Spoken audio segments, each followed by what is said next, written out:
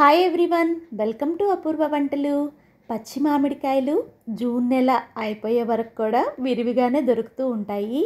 అయితే ఇవాళైతే నేను పచ్చి మామిడికాయలతో తీయగా, కారంగా, పుల్లగా, సూపర్ టేస్టీగా ఉండే ఒక కర్రీతో మీ ముందుకు వచ్చేసేసాను.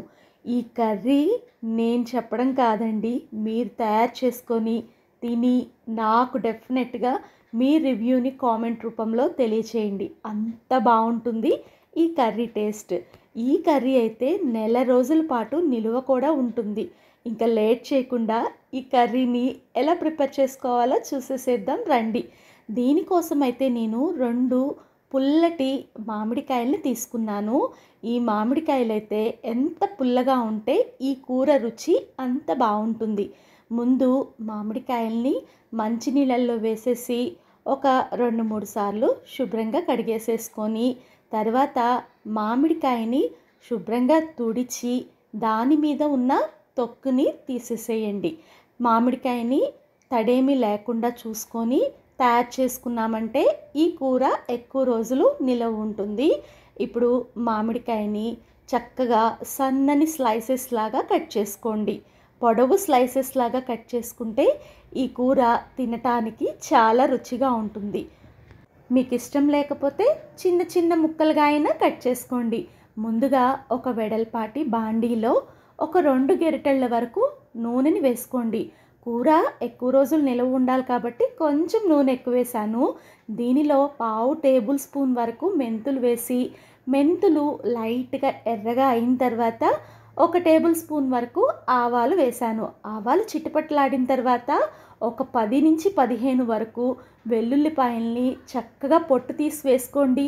ఈ వెల్లుల్లిపాయలు కూరలో అక్కడక్కడ తగులుతుంటే కూర భలే టేస్టీగా ఉంటుంది. అలాగే పోపులో మెంతులు కంపల్సరీగా ఎర్రగా వేయించుకోండి. అప్పుడే కూర చేదు రాకుండా ఉంటుంది.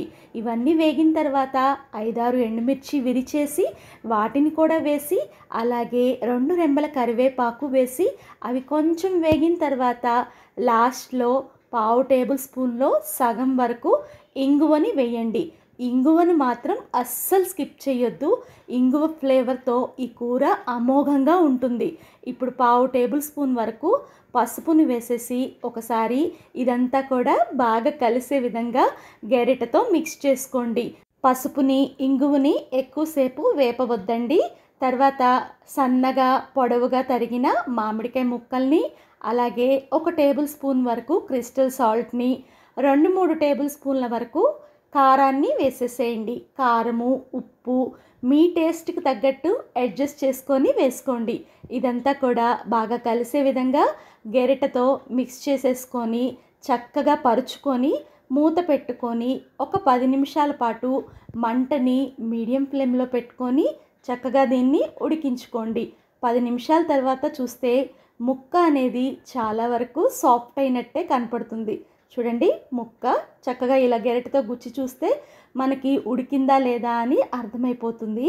ఇప్పుడు దీనిలో చాలా ఇంపార్టెంట్ ఇంగ్రీడియంట్ ఏంటంటే 1 కప్పు వరకు బెల్లాన్ని వేసేసాను. అంటే ఒక 3-4 టేబుల్ స్పూన్ల వరకు బెల్లాన్ని వేసిన తర్వాత అదంతా కూడా బాగా మిక్స్ చేసుకొని మూత పెట్టుకొని బెల్లం కరిగే వరకు కూడా సిమ్లో పెట్టుకొని 5-6 నిమిషాల పాటు ఉడికించుకోండి. చూడండి, 5-6 నిమిషాల తర్వాత మూతని ఓపెన్ చేసి చూస్తే బెల్లం అనేది పూర్తిగా కరిగి పాకంలాగా ఫామ్ అయింది. ఇలా కనుక వచ్చిందంటే కర్రీ టెక్స్చర్ పర్ఫెక్ట్గా రెడీ అయినట్టే. అసలు ఈ గ్రేవీ ఉంటుందండి, చపాతీలోకి, పూరీలోకి, అన్నంలోకి, అన్ని టిఫిన్స్లోకి కూడా ఎక్సలెంట్గా ఉంటుంది. ఎంచక్కా ఈ కర్రీని మీరు కూడా ఇలా ప్రిపేర్ చేసుకొని చల్లారి పెట్టుకొని ఫ్రిడ్జ్లో స్టోర్ చేసుకోండి. వీడియో నచ్చితే లైక్ చేసి ఈ కర్రీ రెసిపీని మీ ఫ్రెండ్స్కి, ఫ్యామిలీకి షేర్ చేయండి. ఫస్ట్ టైం మన వీడియోస్ చూస్తుంటే ఇలాంటి మంచి సంప్రదాయ వంటల కోసం మన ఛానల్ని సబ్స్క్రైబ్ చేసుకోండి. అలాగే మీరు కూడా ఈ రెసిపీని ట్రై చేసి మీకు ఎలా వచ్చిందో నాకు కామెంట్ బాక్స్లో మెన్షన్ చేయడం అస్సలు మర్చిపోవద్దు.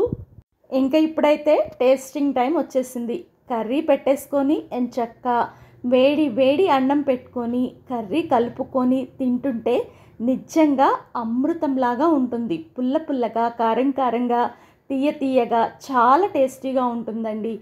అలాగే వీడియోని లైక్ చేయండి. మీరిచ్చే లైక్ అనేది నాకు ఎంకరేజ్మెంట్ అవుతుంది. Thank you for watching.